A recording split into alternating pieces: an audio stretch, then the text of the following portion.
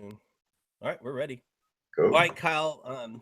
I'm Albert. I'm hosting this thing, but I'm here to talk to you, Kyle, about you. So tell everybody that's probably like I don't know my class what you do and how you got into what you do.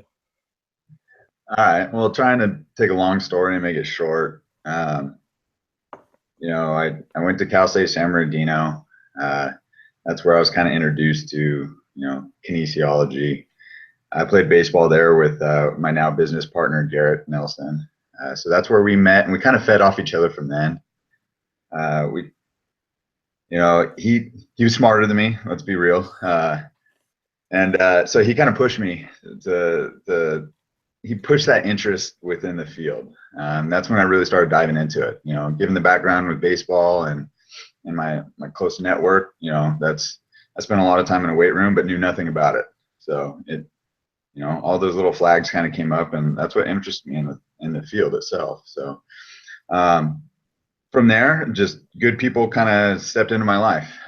Andrea, you remember Andrea? She was Yeah. the lab director at Cal State Fullerton, and she really pushed me to go there. There was hesitations just because I knew, the credential there, and how well known it was. I was a little bit intimidated by it, and then I dove in and got accepted, and from there it's history. I mean, the people, the influences, it was unreal. So that's really what when I went to Fullerton, that's what solidified me, pushing this field. So So um, did you always know that you wanted to run your own business, or is it no, you? absolutely not. Not in this field. I always wanted to be in control of what's going on. So my dad, raised me to, hey, you you be your own boss. So that I had going for me, but in this field, absolutely not. I had no idea I was going to do that. How is that role that you're playing in the business field? Because um, you run a strength program at a college. How different is that than the role you play as a business owner, As a and business how owner. differently do you change your workouts or how you assess athletes in Okay, one? so you're talking more of performance-wise, the difference between the Sure. two. Yes. Okay, obviously you got the individuals versus the group setting. That's the big thing. I feel like the mindset of the athlete's very, very different. At the college, you have maybe 25 just true buy-in and consistency from those athletes, both mentally and physically. Here, we have a higher percentage at our facility of guys that they're here for a reason. We didn't. It's not mandatory for them to walk through those doors. It's a choice. So here at the facility, we find that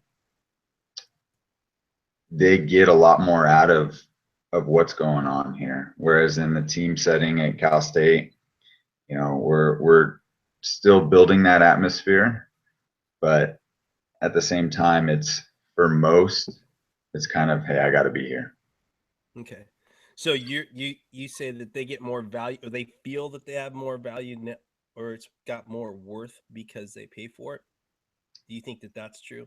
To be honest with you, I don't know if it's sometimes our athletes here don't comprehend the dollar amount. Right. They have no idea the transaction being made from the parent to the business. Oh, okay. It's something that this is a choice for them. They want to be here and they understand the importance of it in this process. So that's where, if I were to choose, obviously this facility is number one, uh, simply because the athletes that we work with and their buy-in ultimately.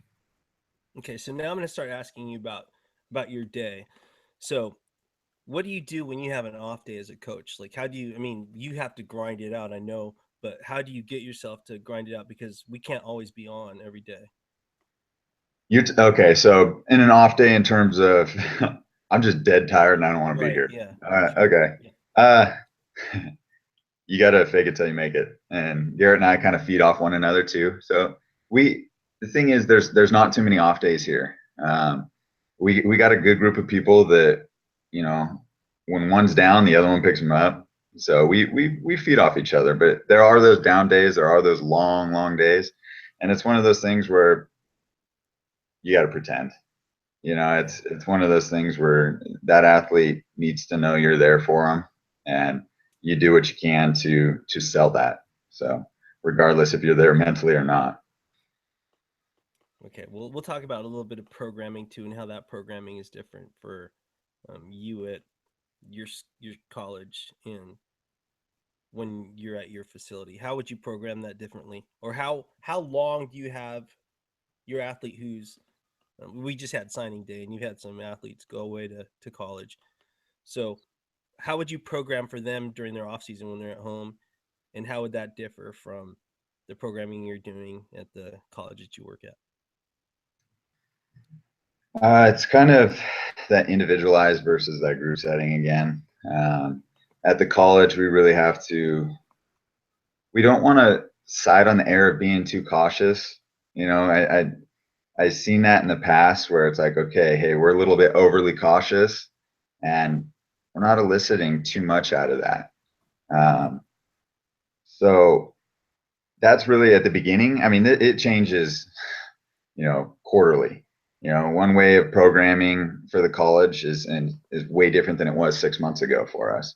So, um, in terms of the college setting, it is very broad. Those guys are just getting beat to crap all day long, and that's what we've noticed over the last 2 years being there. Is they don't take care of themselves. They're up at 6 o'clock in the morning. Guys are in the weight room. Then they go to class. Then they go to practice, and then they go to class again. And then next thing you know, they haven't eaten or taken care of themselves for a whole 12 hours. It's like, my gosh. So we have to take in consideration that. Whereas the guys that we have here, we have a little bit more hands-on. We have a little bit more individualization. We have recovery modalities.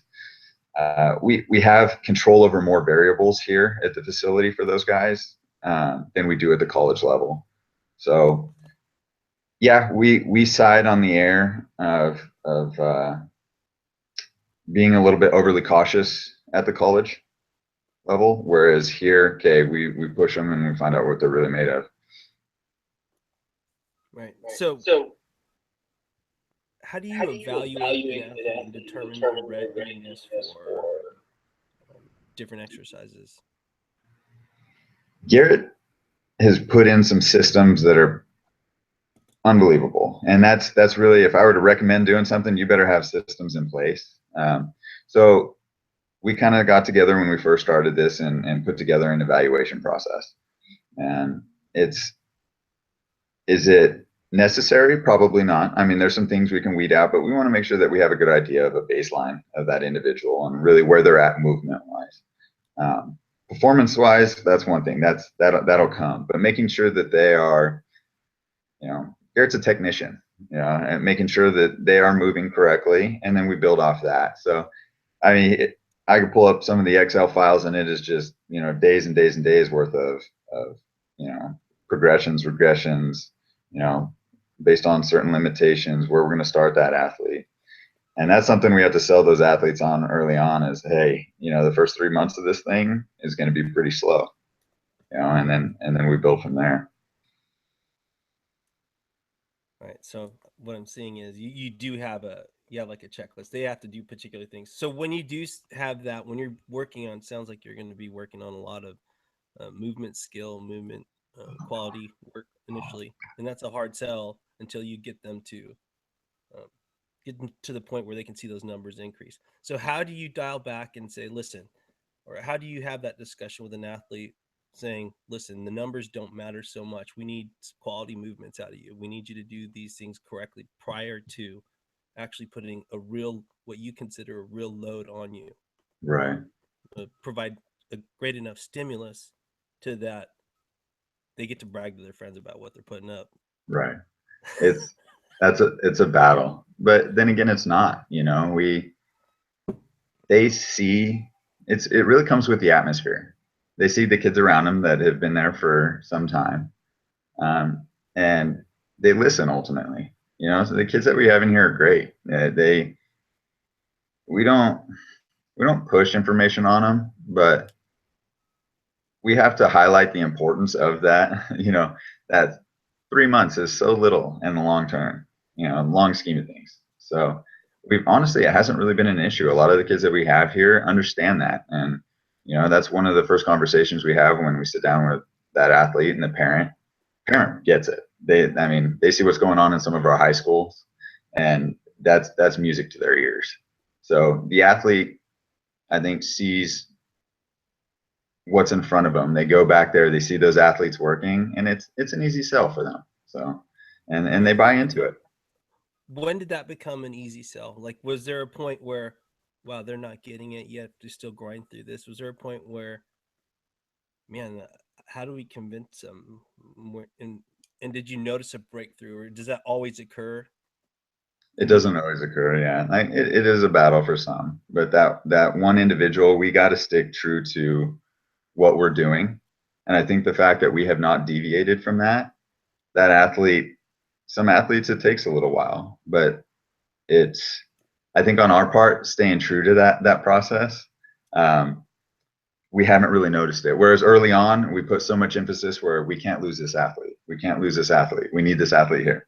Mm-hmm. Not that case. If this isn't the place for you, and the information that we're giving you is something that, not that you can't comprehend, but that you're not synthesizing, you don't care to learn this stuff, this place isn't for you. And I think that's where, when that mindset clicked in, it became very, very easy. Yeah, I remember an occasion where I would equate that to a relationship. Sometimes they end, and you just learn from that, like, right. And you move on, and it's not that you're bad people. It just didn't fit for you. Yeah, and that's and when I said it was a constant battle, there's always that individual, and until Garrett and I kind of stepped away from that, and that's the 5%. Instead of worrying about that 5%, we're really putting our emphasis in that 95% that are buying in and getting it. And we've had people, hey, maybe this isn't a place for you. 4 or 6 months later, guess who's back? And that's that second time through. Okay, hey, they understand now. So so they weren't willing to put forward the effort, or they just didn't understand why they had to do what they did before? I don't think they saw the benefit in it. Why am I going to regress? Why am I working on a hinging pattern, with no load for 2 weeks, put weight in my hand, I want to bench, let's go. And we break it down. This is why. So, some people, like I said, get that. Some people just, all right, that's not what I want to do. I'll go somewhere else. All right. I got a I think a tough question for, I think, anybody who's not really associated with our field. But what do you do to get better every day as a strength coach or performance coach? So as a coach, you can't, every day there's something that comes up that's a learning opportunity, not only in the applied aspect, but the research aspect as well. I honestly try and listen and read up on people that are just smarter than me, and surround myself with people that are smarter than me.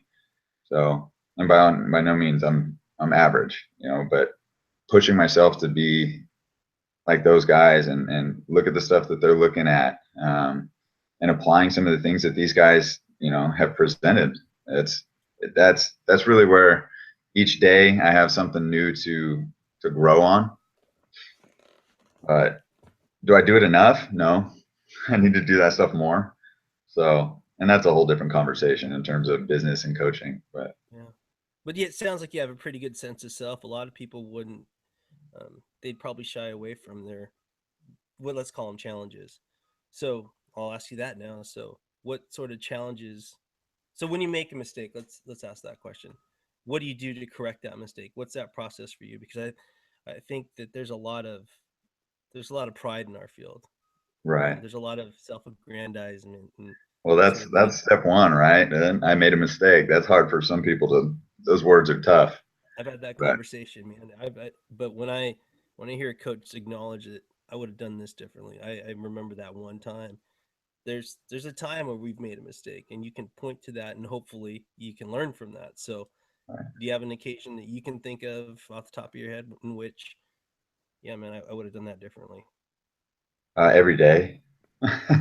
There's, I think that's part of that everyday process and learning, is making those mistakes and like yesterday, um, it's hard to define a mistake in strength and conditioning. Like it's there's there's things where right now, like I programmed 6 months ago and I thought, oh God, this is great. Like this, I feel good about this program, and it's for our men's soccer team there at Cal State.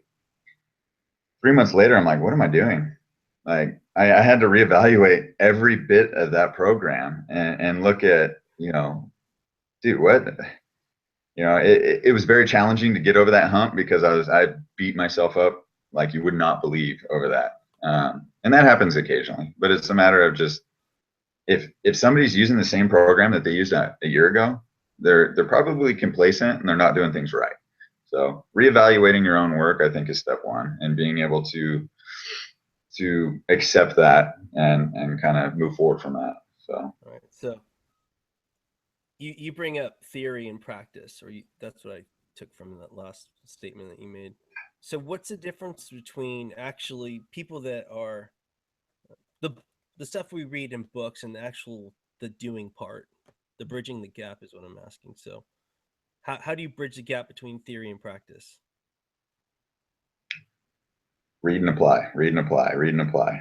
So that's, Garrett and I sat down and we had this conversation not too long ago, about, seems like everybody we talk to, we get kind of that buzzword, how do you bridge that gap? How do you bridge that gap? And, the name Eric Cressey kind of came up, and just like our previous conversation about, what we were talking about, that application versus, the research, stuff like that, and how do we bridge that gap? And honestly, it's simple. It's a matter of applying that over and over and over again,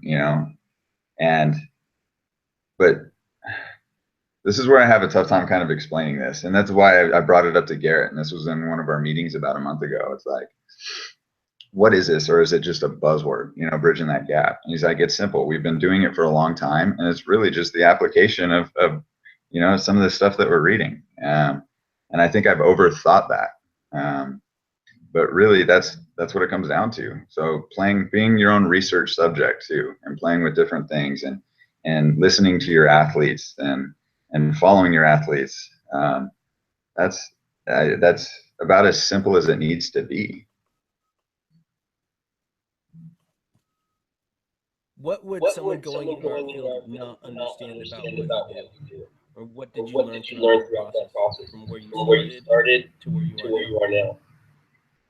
What do you mean? So you had an idea going into it. I'm going to do, this is what strength and conditioning is going to be like.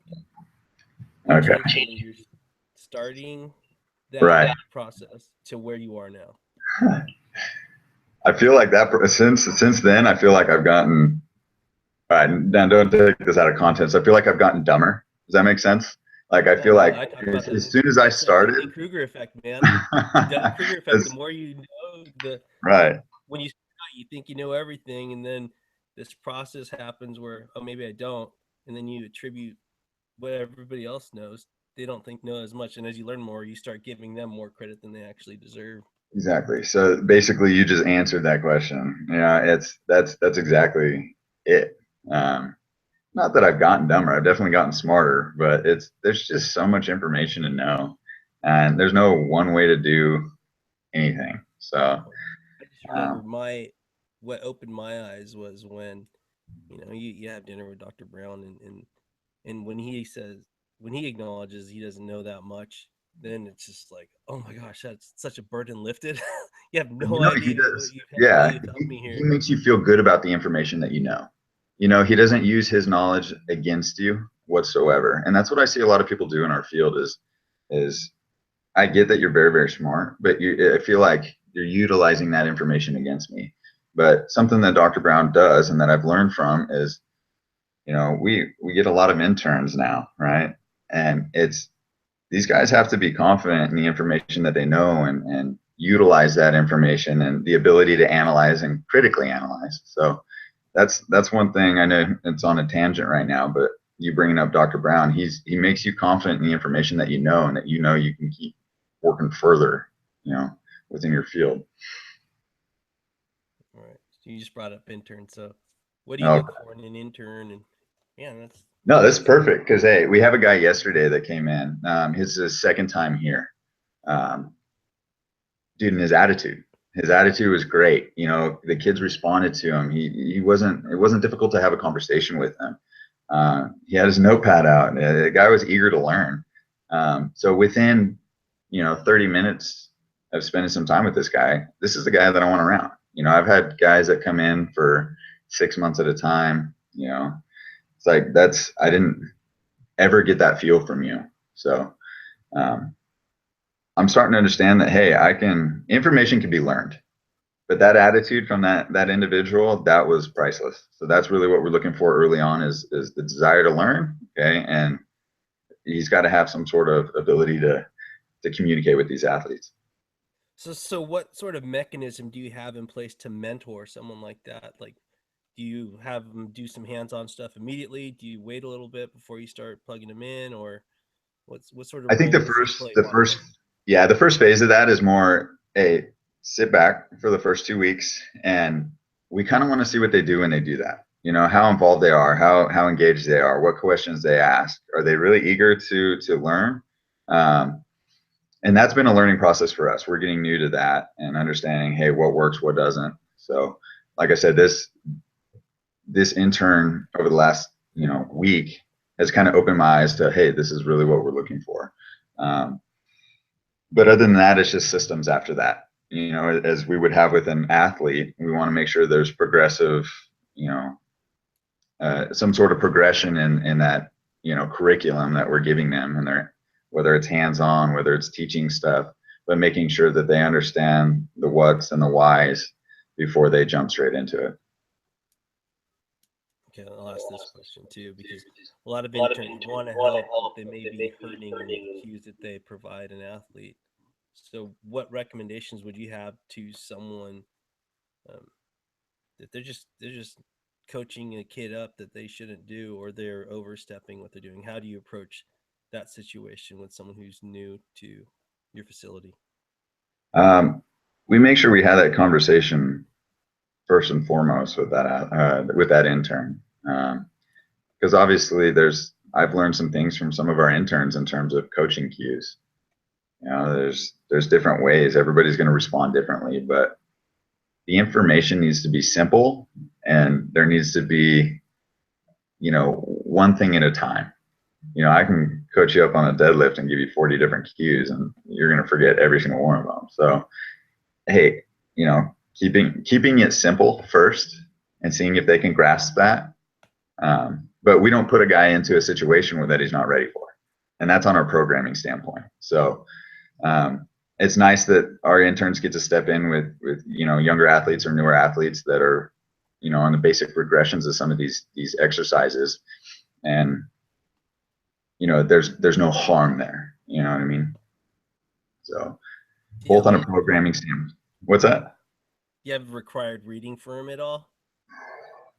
To be honest with you, because every one of them has a specific path, or not, I shouldn't say specific, but a different path. So it's kind of on Garrett and my part to really look at, okay, hey, if this guy's kind of more of a ATC driven route, okay, hey, we'll start giving them curriculum on in that route. Whereas a guy's strength, yeah, go to applied strength and conditioning with Dr. Brown and look at the information that he made us read right off the bat. Guess what? We have those same articles in a binder that this is a prerequisite before you come in. So we send out an intern packet with information that they need to read, come up with some questions before they walk in and start going hands-on. So, but yeah, I can thank Dr. Brown for that one. We put together nurturing some young minds. Oh yeah, some pretty good systems in place to at least get the foundation down. So you, for the most part, do baseball, softball, and I know that you just as easily do programming for. I know you have firefighters. You've got what other sports? Would you say baseball is more your let's call it wheelhouse in terms of training athletes? Right. This the demographic here is a big baseball community. Yeah. Um, you know, Garrett and I being ex college players, they kind of feed on that.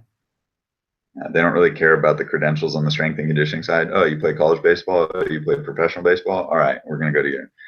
Okay, that's a whole another conversation we can have. But this area is saturated with baseball. We made good networks in the area, being baseball guys with coaches, scouts, just influential people in that realm or that arena. So we've really just grown our niche there. But like you said, it doesn't limit us to baseball. Yeah. So you guys are working with firefighters still? Yeah, there's some business side of things with that has its limitations, but those are a good group of guys to work with. They are athletes in themselves. Their demands are exceed those of most athletes. So it's fun to work with those guys. Is there anything else that you've got going on? Do you do any like clinics or anything like that, or open houses where you're trying to invite people in, take a look at what you've got going? Not on a educational standpoint for strength and conditioning, not yet. We would like to implement some of that stuff later on, but it's a tough one to crack that and get moving forward with that. So we will eventually one day. What were you guys talking about? You were going to start your own little shop over there. A little shop. Yeah, I guess we're gonna have like a pro shop. Did that ever end up starting up? Oh, you're talking about like merchandise and Yeah. sales like that? Yeah, Yeah, man. that's just okay. That's money right there, and that's Yeah. more business stuff. Yeah, that's Is that the new obvious. victory shirt that you're wearing right now? What's that? This one? That- I don't know if you can see that. The VA. Yeah. So Victory Athletics. Yeah. So Oh man, I have to order one. I'll have to drive down man. and buy one. Honestly, I'm I a would large. give you I'm a one. large now, man. I'm a large now. Large. Good for you, dude. I used to be an extra large. Don't get skinny. Skinny's overrated. Yeah, I'd that's rather what be I've been eating clean 250 lately, pounds. but I treat myself to some just awful, unhealthy meals that are good for my Good for your mind. yeah, good for my mind. Right. So what else, man? What else is going on? Nothing. Right now we got I don't want to talk too much in depth about them, but another potential move within the next 5 years. Um, and within the next 4 years, really. Um, so that's really what's taken the majority of my time right now and Yeah. stuff like that. So Well, you've been you'll be training for a excited while. to hear what's going on. I just can't give too many details on that No, yet. that's awesome. Yeah. Listen, yeah, but I'm happy for you because I know you work hard and you care a lot about your athletes and why I like having you on. There's how much value you put on putting the athletes first and how important that is to you. So when I look at your guys' your Facebook pages and your other accounts, it's about your athletes and it's something I've always liked. In our field, it's just so much like inflated sense of self and about the coach and but you don't do that and I'm always glad to talk to you about this stuff. So man, maybe we end it here or it's great talking to you though. I know there's got to be more we can talk about, Albert. I don't get to see you very often. Yeah, dude, it's way too long. Yeah, I mean when I don't mind taking that drive down to go visit you guys either. It's a cool deal. Right. And you know who's been, man, it's what we're trying to do right now is create opportunity for example, Chris Nicholson. Yeah. Great kid, Fullerton kid, helped me out at Cal State San Bernardino. I see his I don't know if I should use his name or not, but I see his desire to be, he is there for the athletes. He has fun doing what he's doing. So Yeah. that's kind of on Garrett. Mine and Garrett's next, step on our list is really opening up some opportunities like that. Opening a GA position at Cal State San Bernardino to actually have a Fullerton kid, come over there because there's no grad program at Cal State San Bernardino Yeah. for Knies. So I'd love to get him a grad, assistant program there while he's maybe doing his master's degree at Fullerton. Um, trying to implement certain things like that here as well. But, so I'll have to pick your brain on some of that stuff too. Dude, I got some cool stuff. We found some stuff on the PAP study for overspeed, so it's really neat. Like we just ran the stats this week. It was Yeah, it's awesome, man. First 5 yards, we get a PAP effect for 30% assisted body weight or percentage of body weight up to 5 yards, but they actually still ran the 20 faster. So we got to see if we can get a chronic effect. We found that acute effect, which is like all right. that's incredible from our perspective. Yeah. Yeah, like I was pretty stoked on it this week when I was talking to my class. I know there's trends kind of going over there on at Fullerton in terms of the research that's going on with grad students. You know, where when I was there, it was kind of that PAP and the accommodated resistance type stuff. What Yeah. is that? What it's how's it? Well, we How is it found over something in that over. It's a follow up to my study, the there? Okay, overspeed. So we played with recovery times and with collegiate women's soccer players. We found something. So right on. it's really neat. I mean, that in terms of what it could mean or how it can influence how people train, it could be a big deal. We'll see once someone does a training study. But right now, we found something, so I'm excited about that. Good. Yeah, I was all geeked out about it, and I was trying to find because she's Austin, the researcher, was thinking about her discussion, and I promised something to Dr. Brown, and when he promised him something, you do it like immediately. So I come in with 2 Red Bulls. I'm going to go investigate this. I told him about the study I remember seeing. So I'm ready for the night. I'm ready to camp out and find Oh, that research. Found it in 5 minutes. yeah. So I'm sitting there. I'm like, oh, I just put my Red Bulls in the fridge and saved them for another day. But Oh yeah, because there's going to be another day, so oh, there will be oh another. man, you have no idea. So I'm all in on the sprint stuff again. So I'm excited about it. So, That's and good. it, That was honestly that was the what's best that? part of I think my study. You know, when we ordered, a couple 2 liters of Coke, 4 pizzas, and we shut those doors and we knew we were going to be there till 2 o'clock in the morning. So Yeah. Oh that man, I was talking to people about what grad school is. It's um, just being vigilant and always being prepared to put in a night that you don't expect to put in a night. Like yeah, I just remember I would be up till 2 or 3 in the morning, maybe even later to learn how to solder because I couldn't afford to send a piece of equipment to Tennessee, overnight it, and right. have them take care of it, and then overnight it back. We're 3 days out of no data collection, and that can't happen. So I learned how to solder right away. Oh yeah, yeah. You learn things that you never thought you could do. I'm like, yeah, man, I'm an expert at soldering. You got anything that needs soldering? I can do that. Nothing at all, actually. Yeah, Well, so I'm keeping pretty busy, man. It's fun. I mean, you know that we're in a transition over here, so we'll see what's going on. I mean, they still have me teaching there, so I'll keep doing it till they kick me out. yeah, you haven't. Actually, You for the def- first time ever, I had my class applaud me for the lecture, and I was just like, "This is the best feeling ever! Like, I could do this every day. It'd be amazing." oh yeah. You know how big headed I would get? I Enormous. don't think that's possible. You think it. Yeah, I'm Well, good. just. How'd the Skype session go with Garrett the other day? It was awesome. You guys always put on a good show, and it's kind of cool to get a chance to brag about you guys. And I had some students tell me that it's like I want to be at the point where you get to brag about me. And I'm like, that's you have to have like a skyward trajectory in terms of your career, and we're Well, I've good. never heard you say anything bad about somebody, so I think it's just a Yeah. universal thing. That's you. Yeah, I don't know about that, man. But I'm getting it's neat in that I get to have their enthusiasm. I get to be introduced to that and exposed to that. And I'm sure that's what you draw from your interns, just like this kid's Right. fired up about this. He Right. can't get enough.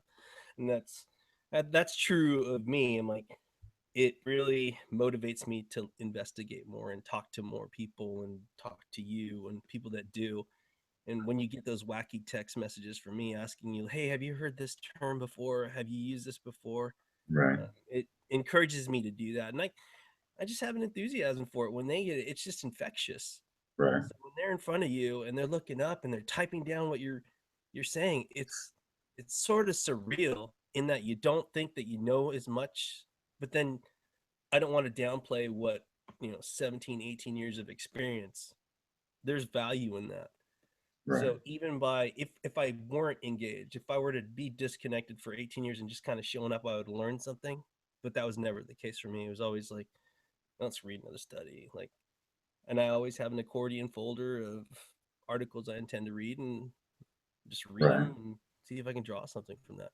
But Yeah. it's kind of funny is I found someone who had referenced my thesis, and they were just attributing things to my thesis that just were not like, you can't draw that conclusion from here. You can't give me credit for that. And I think my study's tremendous. I think it's great. And I spent 4 years of my life figuring out how to do it, getting it published, or, defending my thesis and getting it published. But when I saw this, I'm like, I feel like this is bad. This is, you can't attribute that to my study. So it's weird. Like, so I'm learning to be more critical of the articles I read, and I go to the source instead of like, well, that's what they said, so I'm just gonna write it down. So it really, uh, it forces me to really become a true investigator in terms of stuff because I hate to say I'm cynical, but you have to be protective of our field and the information that we're providing to people that are in class and signing up to be there. So Right. it was just a weird thing. It was, uh, and it's sort of narcissistic. But I was like, you do Google Scholar. Let's see who cited me, and that's how I found that thing. It was like a weird. Right. Um, it was really strange, and I didn't know how to approach it. And they're asking me, "What are you gonna do about it?" I'm like, complain about it to you guys, like I'm doing right now. But that was like the extent of how far I was going to take it because there are things that you have, you don't have all that much time to allot to a lot of things, and if you care about what we're doing, you're generally investigating, talking to somebody, or Right. doing so.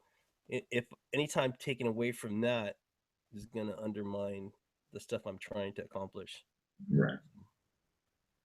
Yeah. No, you're doing a lot of good over there. I feel like everybody I talk to that's gone through your program or Yeah, the, I try, man. It's like I sometimes, and I'm trying to not do this. Is I feel guilty. I'm like, I feel like I should be in the lab more. I should do more stuff. But I think for my sanity, I need to get away because I honestly, some people I could rub people the wrong way if there's too much of me going on. I can aggravate some people because what I think is funny, you generally have to be in the mood for it. right. Otherwise, yeah, because I tease people and sometimes it doesn't go over very well. It's funny and it's entertaining as far as I'm concerned, but Yeah. sometimes you got to be in the mood for me. And if you got a lot of stuff going on, like I know when to not be there, when everyone has to, finish up their discussions for the thesis because they got to graduate in 3 weeks, like what's happening right now, or they have that deadline they have to meet. I got Right. to make myself scarce because they don't need the distractions, and then they'll be nasty to me, and my feelings hurt, and then they'll just like this conveyor belt of You're all right, hurt Albert. You're feelings all and right. anxiety. You overthink some stuff, don't you? Oh man, like I internalize. I'm like, well, they're mad at me because something, but they're just they're going through grad school. I mean, the reality is you're going to be put through some stress, and it's a skill to go through that stuff, to grind out, Right. to collect the data and hope your subjects show up, and I don't know. I'm trying to figure out. You try to assess, like just like you would with your athletes. Is all right. They seem like they're having a bad day. I'm gonna say what's up, but that's about it. Yeah, it's funny you kind of bring that up because that's really where, the information that I'm reading right now is more on the coaching side of things. Reading John Wooden's book, a couple other, positive coaching books, and really how to, information is one thing, and knowledge, but really conveying that information or getting somebody to respond, become confident in their own work, it's a whole different battle in itself, and that's Garrett's pretty good at that, and he's kind of passed that on to me that, hey, this is the next step. We really need to figure out how to elicit, the most out of our athletes.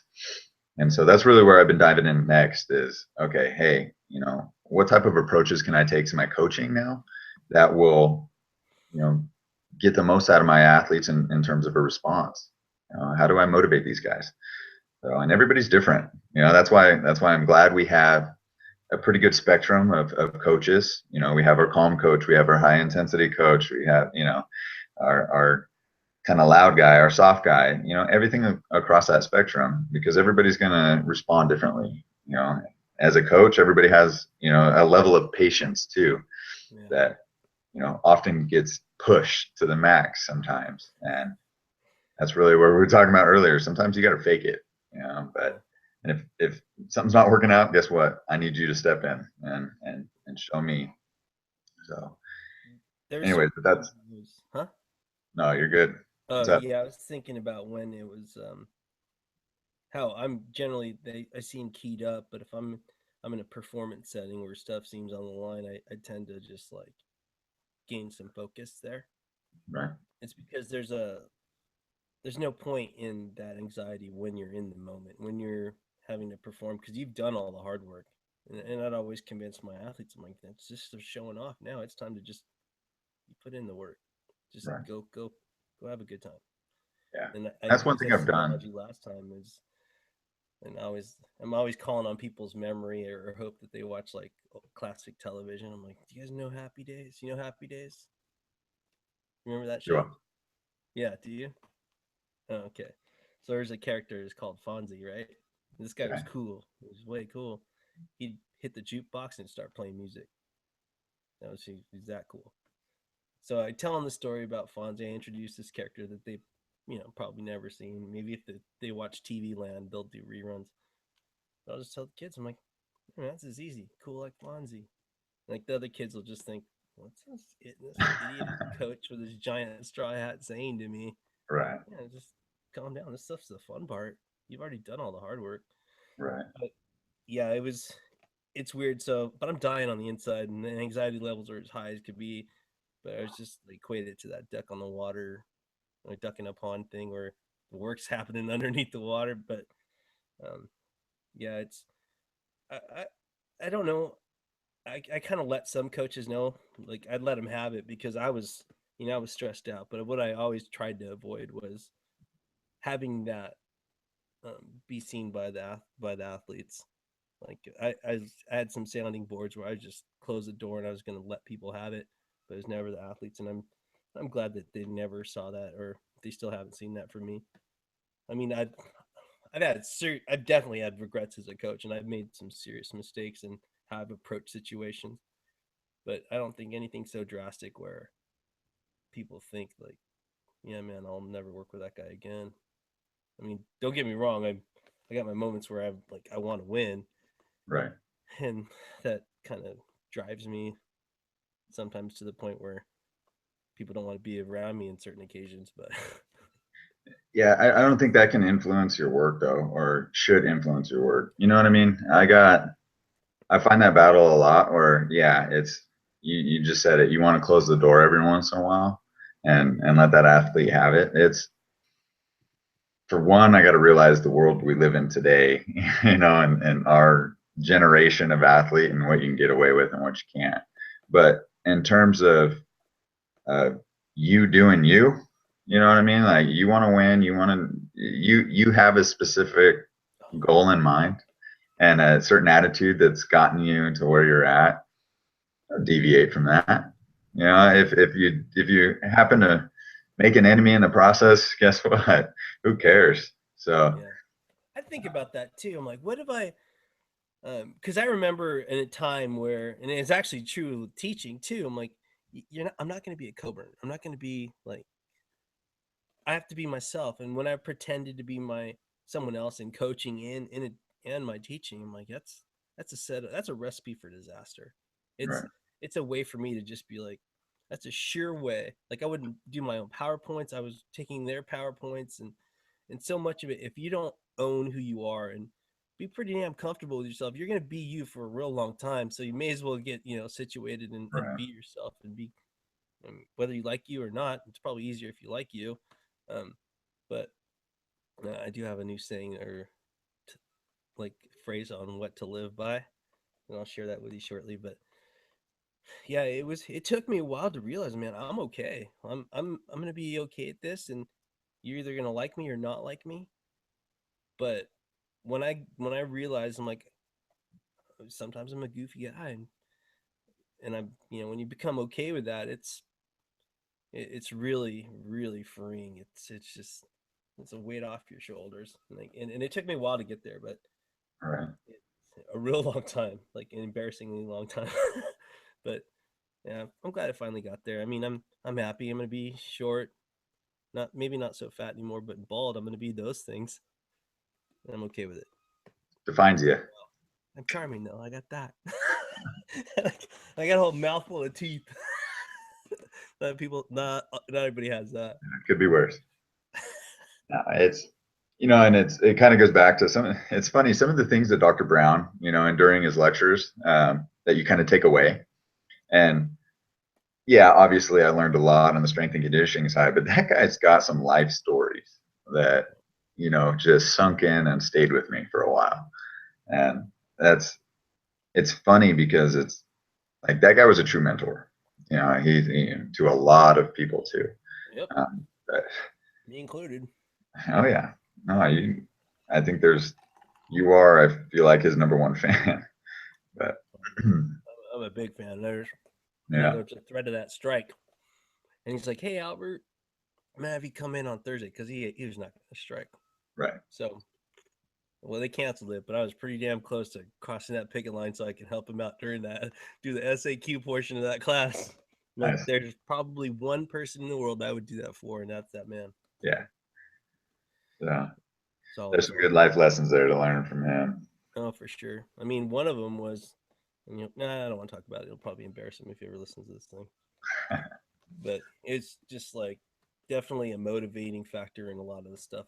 Um, I don't make excuses because some of the stuff that I've seen him uh, just go through, and like he has these challenges. Just um, he just there's not once has he ever made an excuse. He's going to be exceptional. He's not going to let anything slow him down, and that's a lesson that we can all take from it too. All right, man, Right. you ready to hear that phrase I came up with? That Fire lesson it. live by. So, and I'm sure I'm gonna get who quoted it or who I'm quoting wrong. Do you ever love someone so much you would do anything for them? Why don't you become that person and do whatever the hell you want? I Like really had to think ever since I've lived, I've started thinking about that. I'm like, yeah, I want to be that person. That's freaking cool. of And I yourself. have this idea. I want to impress that girl so much. I'm gonna do whatever it takes to make her happy. I'm like, yeah, you know what? It'd be pretty awesome if you do that for yourself. Like, I want to do that. Like, maybe I will, eat clean this week. Maybe I'll go for that mountain bike ride. Yeah, We if it still haven't motivates you, gone right? on a mountain bike ride, dude. What's that? We still haven't gone on a mountain bike ride. No, I need somebody to come forward with a bike for me, like soon. Yeah, I got a friend that maybe can hook us up with like what does he have? Yeah, they like, I forget what it's called, but they'll just like donate a bike, because he works at a bike shop. What else is going on, man? What are your days like off? Off? That's not a thing What's for that you. word mean? Yeah, dude, you're So, so when all right, let's break down a week real quick. So yeah, let's this do is it. this is fun though. Like this is if I could ask for a specific week, this would be exactly what it was. If I had, 10 years ago, somebody said, "What do you want to do?" Describe a week to me. Literally Mondays, get to sleep in till 10, right? What? Okay. And this has changed from last time I talked to you. So I get to Yeah. sleep in a little bit. Okay. And then I just come into work, get some administrative stuff done, hang out, work out for a little bit, read some stuff, do little things around the business that need to be done, take out the trash, clean the piss off a toilet seat. That's all part of this. That's what But interns are for, man. What are you doing? dude, I feel like I take pride in it though. Like Yeah. it's very difficult because I know when I'm going to do something, I'm going to do it the right way, and it. Anyways, Well, and also, you're not above anything, and I've always no, absolutely not. I'm going to get down there on my knees and scrub the toilet with you. So, yeah, yeah, and then boom, then our athletes start coming in. So it's a grind, with our athletes from about kids start coming in about 2 o'clock all the way to 8 o'clock. Then I get to go home. Then I get to wake up at 4 o'clock in the morning, the next day. so that's And Tuesday. We're on yeah, so Tuesday. it's you got to have your sleeping day, and then you get up at 4 o'clock. I head out to Cal State, and we're there from 6 o'clock in the morning is our first athlete all the way through 5 o'clock at night, and then the relationships we build. They asked me to play intramural softball with them and flag football with them, so I get to go hang out with them. And it's funny, that's once that started happening, the relationship and the connection with some of our athletes, like they respect us in the weight room, but then they see us, go out there and perform the way we do with them. It's funny the buy-in that we got at that point. Yeah. But anyways, and then just repeat, get to sleep in a little bit, get to wake up at 6. We work with firefighters in the morning, we work at Cal State, we work here with our athletes. Garrett and I coach, we partnered with the California Baseball Academy. Best organization I've ever been a part of, and John Pano, the guy that leads it, allowed us to be a part of it, gave us an opportunity, and something I'm very, very thankful for. So he's allowed us to step in as a coach and mold youth minds, I guess. Yeah, that's cool, man. Yeah, it's That just sort of he learned about you just because you guys have been around baseball, or how did that work? um, I mean that's kind of yeah. I mean we supplied something because in our new facility we have batting cages and everything like that, but Right. he just saw what we were doing in the development. I mean that's what he built his program around, is really the development of these athletes. It's not money driven. It's not, there's no, it's simple. It's develop them. So he saw that's what we do with our athletes, and there was a good connection there. So, and we kind of complement each other on both sides of the spectrum. Yeah, it's kind of neat, and a lot of people dismiss what it means to have that human interaction and be good at these relationships. And Right. I listen, I'm like you. I'm not the smartest guy in the room generally. But I am able to like. I think people dismiss that what it is to have a good like rapport and Right. be able to talk to people. Like I just remember there's so many occasions where I'm having dinner, maybe a beer with somebody, and we're not talking about programming. We're not talking about, but it's about them liking you, and I trust you to have to train my athletes. I trust you to work with my athletes, and I think a lot of people don't get that how important it is to go out there and network and um, just just go out there and be yourself, frankly, because there are a lot of people that are they're equipped in terms of their certifications and their education, and they're good at probably at what they do, but a lot of times it's yeah, I like this. He's positive, just like there's something about that person that makes you want them to be a part of your program and part of Right. so I think that's the part that is that people miss and how important that is to just go out there and have that interaction, to go out sometimes when you don't feel like going out, because people sometimes, I mean, given the opportunity to rest or go out when they're really tired, a lot of people choose the rest part. So yeah, it's one thing that I try to impress on people, like even with the grad students here.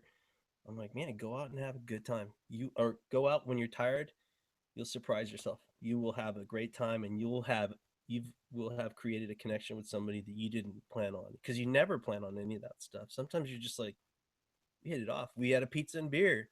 I think that's one of the like that was a big breakthrough for me, man. I remember that occasion. Like I was sitting there telling you probably an event that impacted me as a coach, and I'm sure of that. And, yeah, I I told you about a time I cried. I think that's that's exactly what it was. Like as a coach, I'm like, yeah, that was an emotional time for me. But I mean, I'm an emotional guy, and I've never shied away from that. Well, yeah, never. I can't fool anybody. That's for damn And sure. Everyone knows. Like, yeah, I can tell he's upset right now. has it happened in class yet? Yeah, you know what? It was after the Boston bombings. I had a moment where I was emotional. I was emotional. I was telling him, gosh, he was the guy who played Ratatouille. Uh, the guy who voiced Ratatouille, it escapes me, but he was talking about how this is the same. I'm not going to get this quote right, but he was talking about when you see an event like what happened in Boston, we always concentrate on the fraction of the fraction of the fraction of that 1%, when those things occur. But he made reference to, but see what happened after the bomb went off. People were running towards it.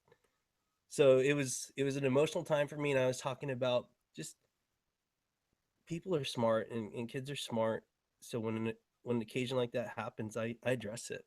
I address it, and that's what I was referring to. And I was, man, I had sunglasses on, but it was pretty damn clear what was going on behind those sunglasses. I mean, it's hard. I mean, and this is something that actually Garrett said during his defense. He's like, people don't care how much you know until they know how much you care.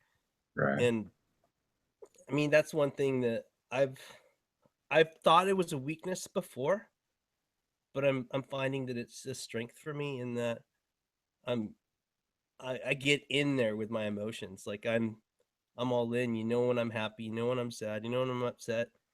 And I thought it's not weakness to share that with your athletes because um, I don't know. It's just not me. It goes back to us being ourselves and Right. not pretending to be anybody else. Man, dude, it's getting heavy. Dang. Yeah. I no, it's you're very transparent.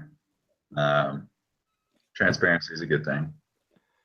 So Yeah. I know with my athletes, I still try and stay a little bit reserved. They see, one person, they know what they're going to try and, they know what they're going to get when they're going to come in. Yeah. But that's either way, it works. It's, um, I find myself, they were, that rapport. Everybody talks about the rapport with your athletes. Be you, be transparent. And that's honestly everything that I'm reading is that's where it's people have the most success is being very, very true to yourself, and your athletes feed on that. So Yeah. I mean, it's kind of weird because I bring in to lecture in my classes, excuse me, um, I bring in some pretty dynamic people. Like there's some right, people that are extraordinarily bright, but they're different. They're different, and I'm glad I have that because I remember I had there's a guy. His Matt Chandler is an amazing coach. He's a strength. I think he's nominated for strength coach of the year for NSCA at the high school level, and he is a dynamic person. Like he walks into the room and he's here, and the energy level is just kicked up. Like it's right, kicked up a couple notches, and people here heard him speak, and they just said, I can't be a strength coach. If I'm like, so I had to stop everything. Like the next day, I'm like, listen, you're gonna relate to somebody. You as you who you are gonna relate to someone, and you're sort of dismissing your value in that. Not right, everybody could be him, and if I tried to be him, I would, it'd be a mess. I'd fail. I'd most certainly fail, and just because I can't be that person. So I had to dial back, and I'm like, listen, people are different. I've got a buddy who's Hawaiian, who's as laid back as he can be, but he's an exceptional coach too. So you're going to find your niche if you want to do this, and if you really care about getting your athletes better and having them be prepared and have success in this field. If you care, that goes a long way. But you don't have to be somebody else, and not once will you ever succeed if you pretend. You'll be found out right away. Kids are smart, parents are smart, and I mean, ultimately, you get the buy-in once you get them an athlete to perform and improve and keep them injury free and like all the things that that are important. Yeah. But it could be intimidating if you see someone like that walk in, or you're interviewing Garrett, who's not going to say what at all, or stammer, where he's Right. just like free flow, just off the top of his head. He's just going from one conversation to the next, and it's a breeze. Right. It's a tough thing to say. Yeah, I can't do that. I mean, it's easy to just like cower and say, no, I'll try to find something else. Yeah. No, I get it. I mean, And that's, challenge Garrett. I have when I bring in, exceptionally bright people that are really charismatic and are successful, and have that, skyward trajectory in their careers. It's tough. Yeah. Yeah, I think that's just why, kind of part. like we talked about earlier, surrounding yourself with those type of people. I've learned a lot from Garrett, and I keep bringing him up, and sometimes I defer a lot of questions, to Garrett, because Yeah. the guy, like you said, can answer a question, and people listen. Whereas me, it's like I'm gathering my thoughts, a little bit nervous Yeah, you here, know yourself. my head's all over the place. What's the right answer? What's the wrong answer? No, just say what you need to say. But that's why when it becomes into conversation mode, and I find myself, I'm not very good at selling myself or our product. You know, um, so when a parent comes in to talk about, what's your program? Like, give me feedback on your program. It's like don't have the words. Um, and I've gotten a lot better at it. But once it becomes a conversation, and it becomes about that athlete, and that athlete starts talking about, you start to define their kind of attitude about this process, and looking at their potential effort, and then it becomes a conversation. Then it becomes very, very easy, and that's where we really connect with, that initial process. But yeah, no, I'm when it comes to talking, I hate being in front of people. That's one of my biggest things that I've had to overcome, um, That was especially going easy, through man. grad school. That's easy. Yeah, for you, like, Yeah, I'm it's, like, what? I get to be the center of attention for 6 hours a week? yeah, but What is the who, problem with this? again, Andrea. Andrea knew that was one of my limitations. What'd she do? She put me, guess what? You're going to jump out on stage in front of, as many people as you can, and put me in uncomfortable situations all the time. And I got better. I got better. I still got a long way to go, but it's starting to click now that, dude, start getting comfortable being uncomfortable. And that's really where you're going to learn. So, um, and now it's still something that I fear, but I'm getting better at faking it sometimes. Yeah. But we'll see. Oh man, One day I'll be there. dude, I'm telling you, I've like, um, oh, I'll tell you a story. So, I was a plant in a hypnotist's act. Okay. So that, I mean, when you have embarrassing situations like that, you just sort of, it's less and less daunting. So I would just make an ass of myself. I'm like, yeah, it's not so bad. I survived it. I'm still here. I'm alive. Got a good story out of it. And you just keep doing some goofy stuff. And I mean, I don't go out of my way to um, embarrass myself, but when the stuff does occur, it's not so bad. Like you realize the consequences aren't such that I'm like, yeah, this is under my career. This is it. This is a wrap for me. So Right. it's I think it's cool to have someone put you through that, and as much as you didn't appreciate it at the time, but in retrospect, it's probably exactly what you needed. Right. Yeah, I mean, I don't know that I've ever done that for somebody. Maybe I have. Do it. Yeah, maybe I have. And that's where I mean, I've gotten very comfortable putting other people in those positions for a specific reason, and uh, my girlfriend especially, like she wants to get into, the similar field, and Uh-huh. very knowledgeable. She applies everything that she learns, but now you got to get comfortable being in front of people. Right. So, Oh, that's why I do my presentations like every four weeks. These students have to uh, they got to good. present, because that's part of it. Like, no reading, be conversational, be yourself, and by the time you're done, you'll be like dancing into the room to your walk-up music, and Right, right. they're okay with it. They have like a dance routine, man. I'm telling you. So it's kind of cool. The one of the things I guess I do that then because um, I've had classes where no, you can take that, dude. We can end this if you No, no, it's just Garrett. He's worthless. want. Yeah. Uh, So, but I'd have my classes present, and I had 351, 320 at the time. So principles and exercise techniques.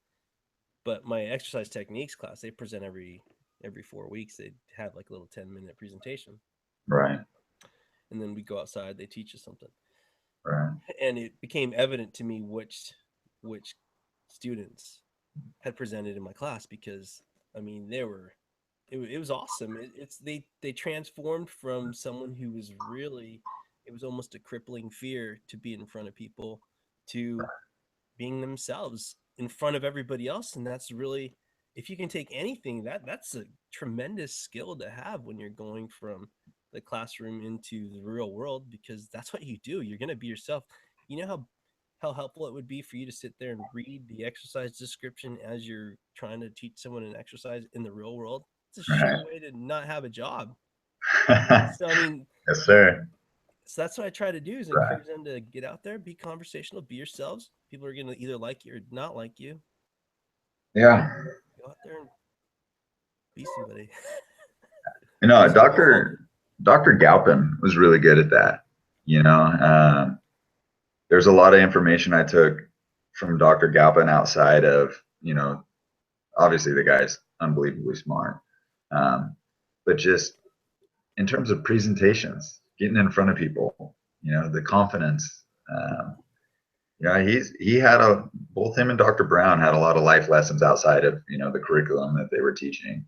So those two guys have been very influential in terms of giving me tools to work to get better at certain aspects of being a coach, being an educator, stuff like that. So Yeah. um, among you and your colleagues over there are when I went to Fullerton, that's probably the best decision I ever made in terms of learning. Because I never experienced that at any other level of college or from some other coaches and stuff like that. So that was a true privilege to be a part of that. Yeah, I'm appreciative of it too, and you don't really realize it until because the information you're learning in class is probably going to be dated by the time in a couple Right. years removed. So you have to constantly re-examine stuff that you've learned. So you so I'll use the analogy of a camera. So you're trying to reset your focus as you go through it. We don't know particularly all that much, but maybe it misses for a bit and then you go back to it and you're gaining focus again.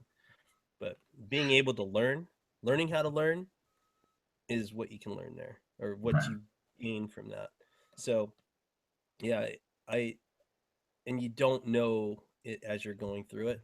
Like, man, maybe this is making me, I'm developing critical reasoning skills. I'm actually learning like so a lot of times we just regurgitate, we get in the habit of, well, that's what, I don't know, that's Yeah, what you become a robot and you just exactly.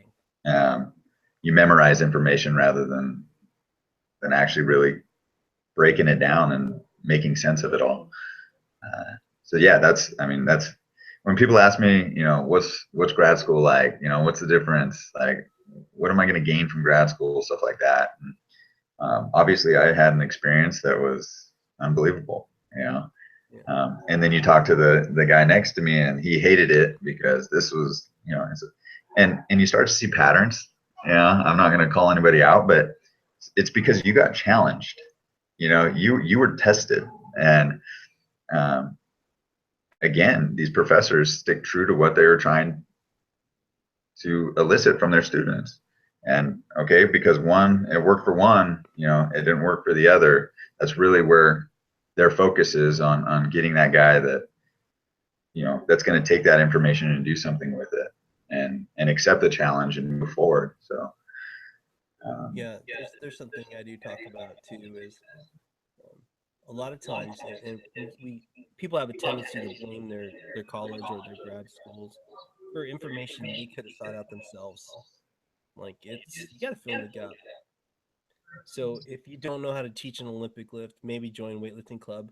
Go to someone who can help you teach these lifts, but get under the bar, do something, fill in the gaps. Because if you're going to work finance, you get an internship with a finance company, Right. somebody who could help you in terms of filling in the gap. And a lot of times people will just blame their, well, my school didn't prepare me for that. I'm like, well, a lot of the times you should prepare yourself for this because you've got to set yourself apart on some level. You've got to be, you've got to take initiative. You've got to be the person who um, seeks out people to help. And if you don't do that, well, of course you can blame them. And it's easy. We're in a culture in which, well, I deserve this. I'm like, not really. No, you don't deserve anything. You're gonna deserve everything that you earn. You're gonna earn everything that you get. But people, there's a sense of entitlement that's sort of scary. And I don't know if it's a generational thing. I think I'm finding a lot of examples of people that are actually, they're getting after it. They have to work. They realize they have to work. Right. But because I don't want to be like some old curmudgeon who's sitting there, yeah, these kids these days. I'm like, it's not, because there's so many examples of people that Yeah. they're doing it. They're working like 30 hours a week, working their way through grad school, putting in the late nights, and I see it all the time. I see so many examples of these exceptional people that are supposed to be the entitled bunch that are just, they're setting themselves apart. And I I think that, the media and a lot of the YouTube channels I watch are just like, yeah, they think they deserve this, and there are an awful lot of kids that are just getting after it and working, and they're gonna be successful because I'm seeing it. They when you start doing the things that are necessary for success, and you see that, and I see it a lot. You can tell who's going to be exceptional. It's easy, Okay. and but when people are just like, I deserve it, I don't see that. I don't see that with any of my students, and I'm fortunate in that. Maybe it's just, I don't know,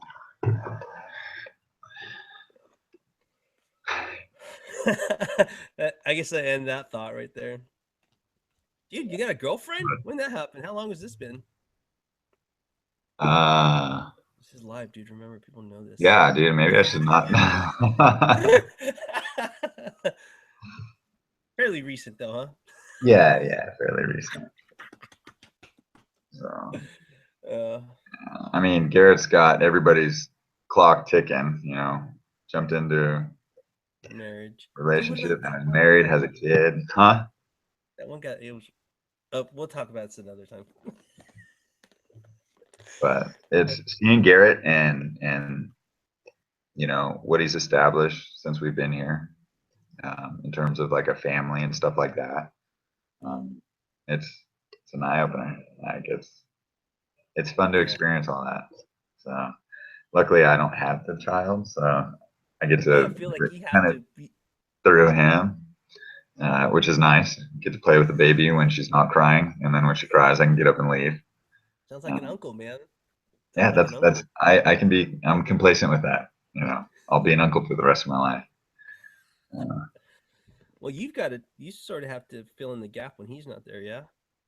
I mean, yeah, you but we know. complement each other very well in terms of our work ethic. I mean, we both have a desire to succeed, and although we bring different aspects to the table, yes, we're on the same page for the most part. That little 5% we disagree with, but I think going into this partnership with him and this marriage basically is what it is.